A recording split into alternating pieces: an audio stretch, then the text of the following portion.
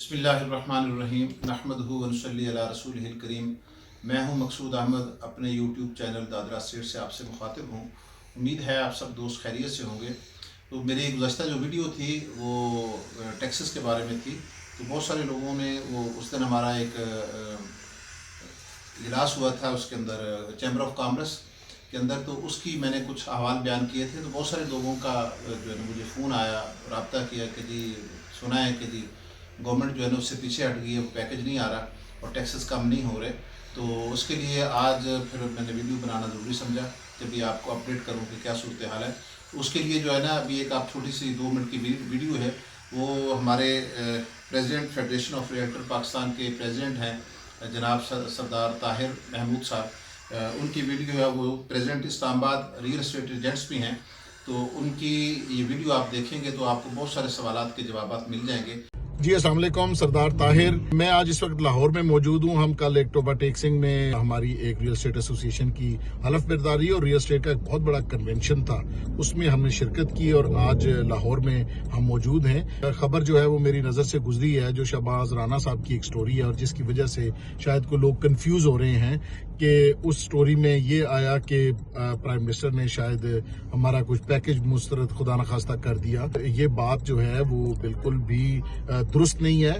Prime minister صاحب کی meeting میں میں خود موجود تھا کہ 50 ملین تک کی جو ویلتھ ریکنسیلیشن ہے اس کے اوپر ہمیں ایگزمپشن چاہیے کہ آپ ہمارے جو بائر ہے اس سے 50 ملین کی ویلتھ ریکنسیلیشن آپ نہ مانگے، سورس نہ پوچھے اس سے۔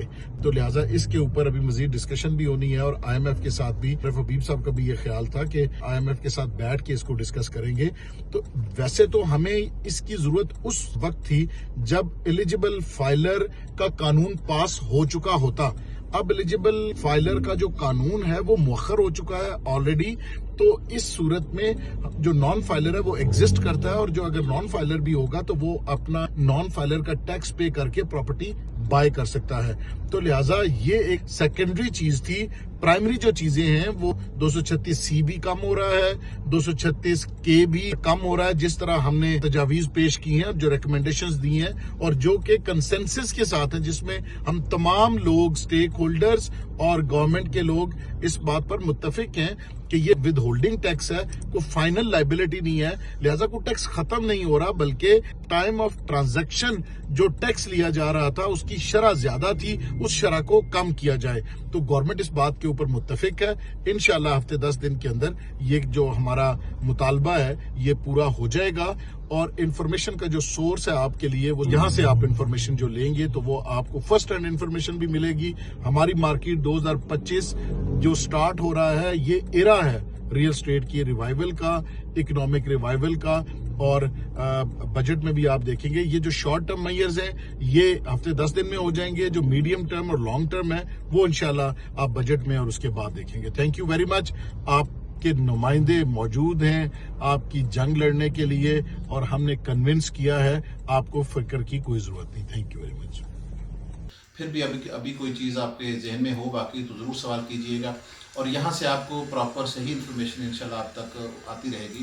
تو آپ سے گزارش ہے کہ آپ میرے اس یوٹیوب چینل کو سبسکرائب کیجئے اور اس کو شیئر کیجئے، لائک کیجئے، بیل آئیکن کو دبا دیجئے تاکہ جو اپڈیٹ ہیں وہ آپ تک پہنچتی رہیں۔ بہت شکریہ۔ اب آپ یہ ویڈیو دیکھیں۔